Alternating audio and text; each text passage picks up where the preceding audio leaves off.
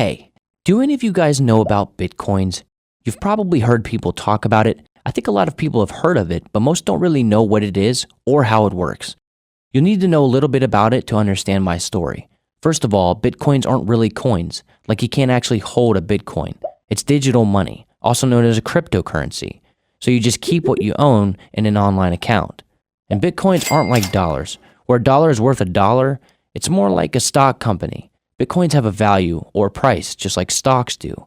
And just like stocks, you can buy and sell them online, and the price can go up and down.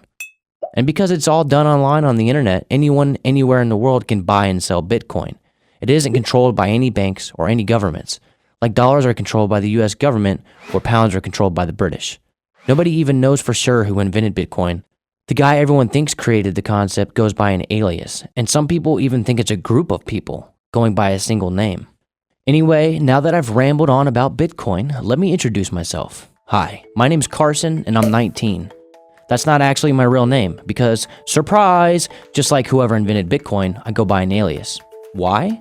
Because that's the magic of Bitcoin and some really good luck. I'm a millionaire. This is the first time I've told this story to anyone, so I'd like to thank you all for listening.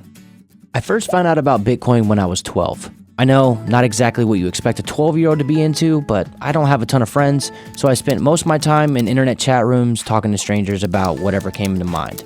Yeah, my parents probably should have kept a closer eye on me, but I never got into any trouble. I started seeing all these jokes and comments about Bitcoin, but I didn't know what it was, so I sent a message to one of the chat groups asking what they were talking about, and they gave me a basic explanation, kind of like the one I gave earlier. I just thought the whole concept was really cool. A lot of people will find economics boring, but I like the idea of an underground currency that wasn't controlled by the government, one that anyone could use, and then I started to learn how Bitcoin's value can change over time. When my grandmother on my mom's side passed away, she left a $1,500 gift to each of her grandchildren to spend on whatever they wanted. Trust me, this was a huge surprise. None of us were rich, and Granny certainly didn't seem to be, but she obviously had some money saved up. $1,500 is a ton of money for a 13-year-old. A lot of people would have spent it on something like video games or a really nice bike. I definitely wasn't a biker, but I'll admit the video games tempted me. In the end, I decided it would be better to spend it on something that could make me even more money. Bitcoin.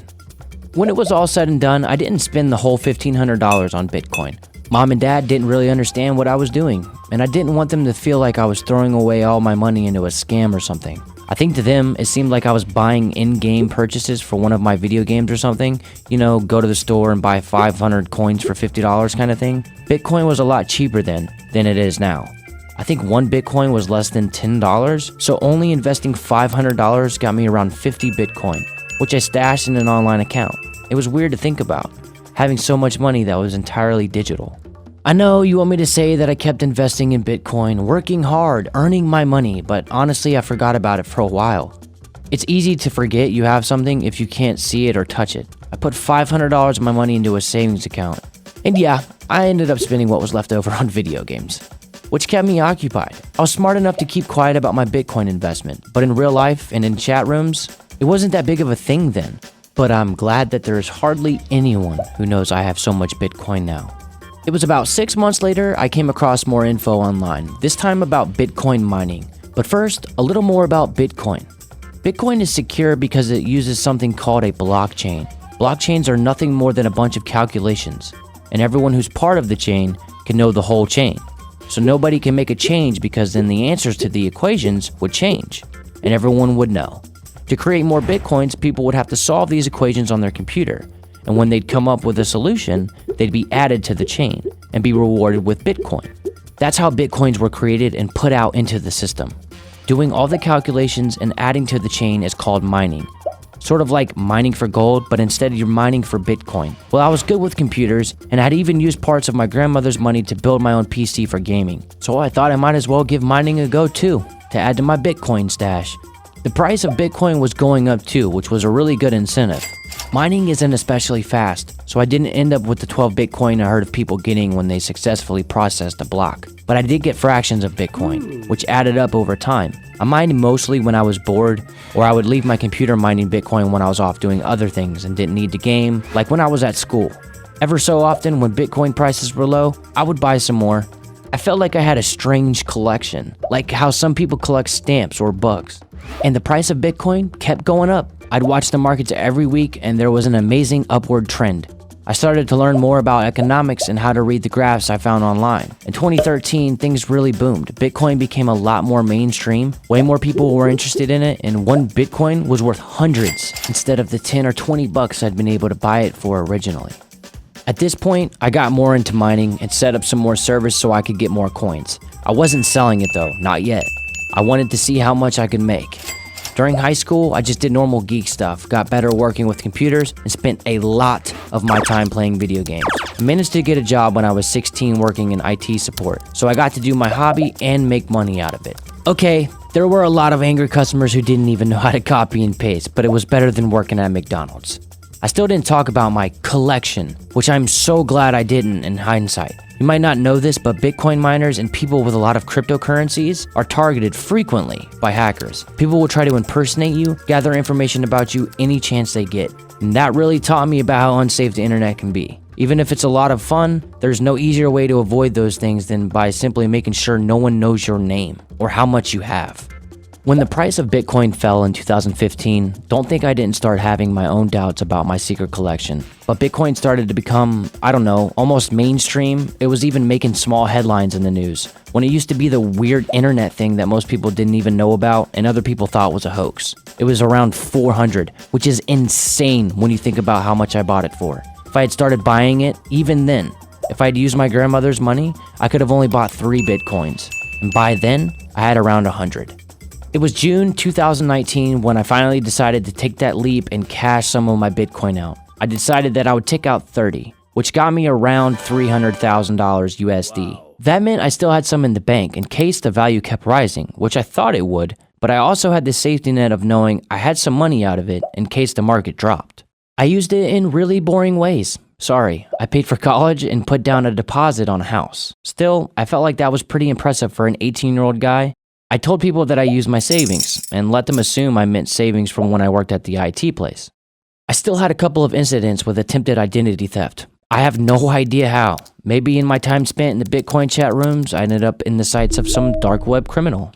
I had good security systems in place at that point, and I used a random password which I changed every month, so none of them were able to get me. Getting the email saying someone attempted to get into my account from a different location was terrifying though. You might be wondering where I am today. Well, I live in the master bedroom of my 3-bedroom house with 2 super chill roommates who pay me rent. It's helping me pay off the mortgage, and yeah, it's nice to have a bit of extra income and be able to live with 2 people who have become close friends. College is going well too. It's definitely better than high school. I can see myself making computers and IT into a full-time career once I graduate, maybe even building some custom PCs for people commercially. I recently asked my roommates Sophie and Connor if they would be okay with me bringing a pet into the household, and they said yes. So I've been looking around the local animal shelters to try and find the perfect fit. I have a big backyard, so I think a dog would be good. Do you guys have any dog breed recommendations? Small or large? I don't really want to train a puppy, so an adult would be best, but I'm open to anything. I can imagine after reading my story, you're thinking that getting into Bitcoin yourself might be a good idea. Honestly, I think I just got lucky. I had a lot of faith and got access to a large-ish amount of money at the time that Bitcoin was really cheap, so I ended up being able to buy a lot of it. Remember, Bitcoin wasn't guaranteed to increase in value. It could have decreased over time, and then I would have lost $500. It's sort of like gambling, but not. And the price definitely isn't moving now like it was in 2016. In fact, it's less than half of what it was at its highest. So just keep that in mind and don't make any spur-of-the-moment decisions. There are 2 things I would love for you to let me know in the comments.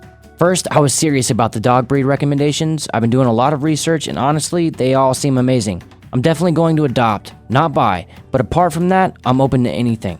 Second, we should have a story time. If you have a time where you got really lucky, like me, let everyone know in the comments. I'll be reading them. Thanks for listening to my story. It felt really good to finally share it with someone. Hope you found it interesting and maybe even learned something new as well. There's a whole lot of information out there on the internet, if you're interested. Oh, and don't forget to like and subscribe for more stories like mine. Hey guys, it's Sarah here from My Crazy Stories. Thanks for watching this episode. Before you go, please hit the like button and subscribe so you never miss a new video.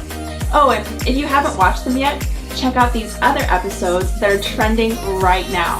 Thanks a lot and see you guys next time.